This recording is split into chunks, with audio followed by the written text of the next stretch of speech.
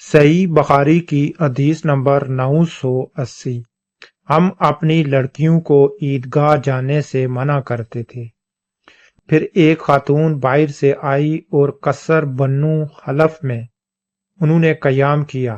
میں ان سے ملنے کے لیے حاضر ہوئی تو انہوں نے بیان کیا کہ ان کی بہن کے شوہر نبی کریم صلی اللہ علیہ وآلہ وسلم کے ساتھ 12 لڑائیوں میں شریک رہے، اور خود ان کی بہن اپنے شوہر کے ساتھ 6 لڑائیوں میں شریک ہوئی تھی۔ ان کا بیان تھا کہ ہم مریضوں کی خدمت کیا کرتے تھے اور زخمیوں کی مرہم پٹی کرتے تھے۔ انہوں نے پوچھا کہ یا رسول اللہ، کیا ہم میں سے اگر کسی کے پاس چادر نہ ہو اور اس وجہ سے وہ عید کے دن عیدگاہ نہ جا سکے تو کوئی حرج ہے؟ حضرت محمد صلی اللہ علیہ وآلہ وسلم نے فرمایا کہ اس کی سہیلی اپنی چادر کا ایک حصہ اسے اوڑھ دے اور پھر وہ خیر اور مسلمانوں کی دعا میں شریک ہوں۔ افسا نے بیان کیا کہ پھر جب امام عطیہ یہاں تشریف لائے تو میں ان کی خدمت میں بھی حاضر ہوئی اور دریافت کیا کہ آپ نے فلاں فلاں بات سنی ہے۔ انہوں نے فرمایا کہ ہاں، میرے باپ حضرت محمد صلی اللہ علیہ وآلہ وسلم پر فدا ہوں۔ عطیہ رضی اللہ عنہا جب بھی نبی کریم صلی اللہ علیہ وآلہ وسلم کا ذکر کرتی تو یہ ضرور کہتی کہ میرے باپ آپ پر فدا ہوں۔ ہاں، تو انہوں نے بتلایا کہ نبی کریم صلی اللہ علیہ وآلہ وسلم نے فرمایا کہ جو جوان پردے والی یا جوان اور پردے والی باہر نکلیں، شبہ ایوب کو تھا، البتہ عائزہ عورتیں عیدگاہ سے علیحدہ ہو کر بیٹھیں، انہیں خیر اور مسلمانوں کی دعا میں ضرور شریک ہونا چاہیے۔ افسا رضی اللہ عنہا نے کہا کہ میں نے عطیہ رضی اللہ عنہا سے دریافت کیا کہ عائزہ عورتیں بھی؟ انہوں نے فرمایا، کیا عائزہ عورتیں عرفات نہیں جاتی، اور کیا وہ فلاں فلاں جگہوں میں شریک نہیں ہوتی؟ پھر اجتماع عید کی شرکت میں کون سی قباحت ہے؟ حضرت محمد صلی اللہ علیہ وآلہ وسلم سے جب پوچھا گیا، یا رسول اللہ، اگر کسی عورت کے پاس چادر نہیں ہے تو کیا وہ عید کی نماز کے لیے جا سکتی ہے؟ تو حضرت محمد صلی اللہ علیہ وآلہ وسلم نے فرمایا کہ وہ اپنی دوست کی چادر میں جا سکتی ہے، اس کی دوست اس کو بھی اپنی چادر میں لے لے اور وہ دونوں ایک چادر میں عیدگاہ شریف میں جا سکتی ہیں۔ حضرت محمد صلی اللہ علیہ وآلہ وسلم نے عورتوں کو بھی عیدگاہ میں جانے کی اجازت دی، مگر وہ پردے میں جائیں۔ اور جو عورتیں حائضہ ہیں، یعنی کہ جن کے مخصوص دن ہیں، جو عورتوں کے مخصوص دن ہوتے ہیں یعنی کہ وہ حائضہ ہیں، وہ عیدگاہ سے علیحدہ بیٹھیں اور وہ مسلمانوں کی دعا اور سلامتی کی خیر میں شریک ہو سکتی ہیں، مگر وہ عیدگاہ سے علیحدہ بیٹھیں، ان کو نماز پڑھنے کی اجازت نہیں ہے۔ صحیح بخاری کی حدیث نمبر 981۔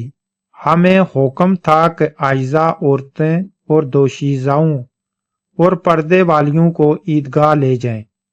ابن اون نے کہا کہ یا پردہ والی دوشیزائیں ہیں، البتہ عائزہ عورتیں مسلمانوں کی جماعت اور دعاؤں میں شریک ہوں اور نماز سے الگ رہیں۔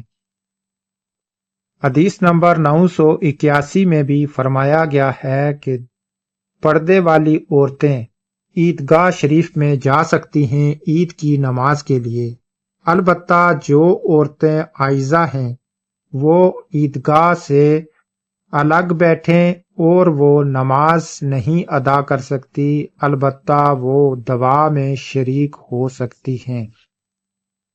صحیح بخاری کی حدیث نمبر 983۔ نبی کریم صلی اللہ علیہ وآلہ وسلم نے بقرہ عید کے دن نماز کے بعد خطبہ سنایا، بقرہ عید یعنی کہ عید الاضحیٰ، اور فرمایا کہ جس نے ہماری طرح کی نماز پڑھی اور ہماری طرح کی قربانی کی، اس کی قربانی درست ہوئی، لیکن جس نے نماز سے پہلے قربانی کی تو وہ ذبح صرف گوشت کھانے کے لیے ہوگا۔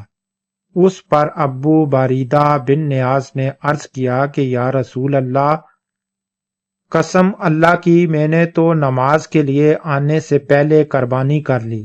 میں نے یہ سمجھا کہ آج کا دن کھانے پینے کا دن ہے، اس لیے میں نے جلدی کی اور خود بھی کھایا اور گھر والوں کو اور پڑوسیوں کو بھی کھلایا۔ رسول اللہ صلی اللہ علیہ وآلہ وسلم نے فرمایا کہ برحال یہ گوشت کھانے کا ہوا، قربانی نہیں۔ انہوں نے عرض کیا کہ میرے پاس ایک بکری کا بچہ ہے جو سیم 1 سال کی بکری کی طرح لگتا ہے، وہ دوہندی بکری کے گوشت سے زیادہ بہتر ہے، کیا میری طرف سے اس کی قربانی درست ہوگی؟ آپ نے فرمایا کہ ہاں، مگر تمہارے بعد کسی طرف سے ایسے بچے کی قربانی کافی نہ ہوگی۔ صحیح بخاری کی حدیث نمبر 986۔ نبی کریم صلی اللہ علیہ وآلہ وسلم عید کے دن ایک راستے سے جاتے، پھر دوسرے راستہ بدل کر آتے۔ اس روایت کے مطابق یونس بن محمد نے فلیہ سے کی، ان سے سعید نے، اور ان سے ابو باریدہ رضی اللہ عنہ نے بیان کیا، لیکن جابر کی روایت زیادہ صحیح ہے۔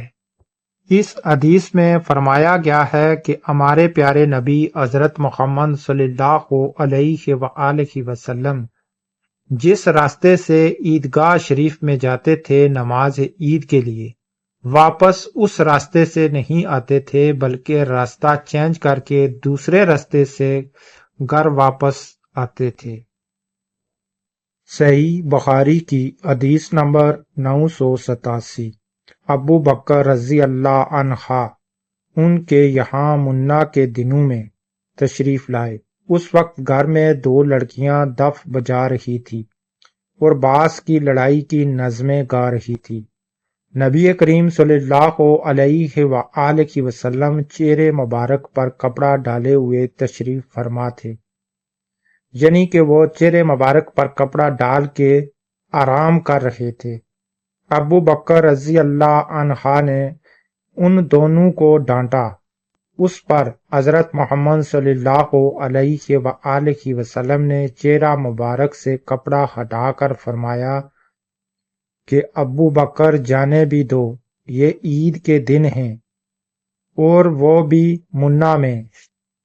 منا ایک جگہ کا نام ہے۔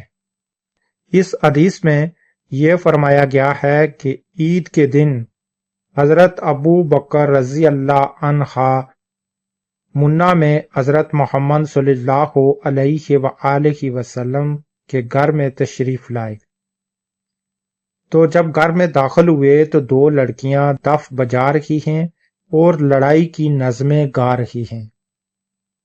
تو حضرت ابو بکر رضی اللہ عنہ نے ان کو ڈانٹا اور ان کو چپ کرنے کے لیے کہا۔ تو حضرت محمد صلی اللہ علیہ وآلہ وسلم جو ہمارے پیارے نبی ہیں، وہ چہرے کے اوپر کپڑا ڈال کے آرام فرما رہے تھے۔ تو جب انہوں نے حضرت ابو بکر رضی اللہ عنہ کو ڈانٹتے ہوئے لڑکیوں کو سنا تو انہوں نے چہرے مبارک سے کپڑا اتارا اور کہا، ابو بکر جانے دو، آج عید کا دن ہے۔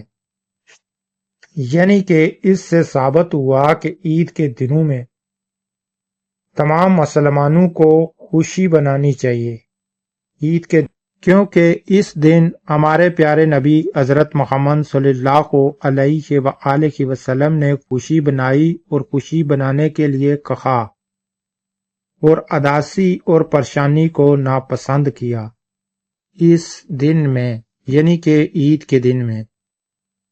صحیح بخاری کی حدیث نمبر 988۔ میں نے ایک دفعہ نبی کریم صلی اللہ علیہ وآلہ وسلم کو دیکھا کہ آپ صلی اللہ علیہ وآلہ وسلم نے مجھے چھپا رکھا تھا اور میں ابشا کے لوگوں کو دیکھ رہی تھی جو مسجد میں تیروں سے کھیل رہے تھے۔ حضرت عمر رضی اللہ عنہ نے انہیں ڈانٹا، لیکن نبی کریم صلی اللہ علیہ وآلہ وسلم نے فرمایا کہ جانے دو، اور ان سے فرمایا اے بنو آرا فدا، تم بے فکر ہو کر کھیل دکھاؤ۔ صحیح بخاری کی حدیث نمبر 999۔ نبی کریم صلی اللہ علیہ وآلہ وسلم عید الفطر کے دن نکلے اور عیدگاہ میں 2 رکعت نماز عید پڑھی۔ حضرت محمد صلی اللہ علیہ وآلہ وسلم نے نہ اس سے پہلے نفل نماز پڑھی اور نہ اس کے بعد۔ حضرت محمد صلی اللہ علیہ وآلہ وسلم کے ساتھ بلال رضی اللہ عنہ بھی تھے۔ اس حدیث میں فرمایا گیا ہے کہ عید کے دن حضرت محمد صلی اللہ علیہ وآلہ وسلم جب عیدگاہ میں گئے تو انہوں نے صرف 2 رکعت نماز عید ادا کی، نہ اس سے پہلے کوئی نفلی نماز ادا کی نہ اس کے بعد۔ اس دن حضرت بلال رضی اللہ عنہ بھی ہمارے پیارے نبی حضرت محمد صلی اللہ علیہ وآلہ وسلم کے ساتھ تھے۔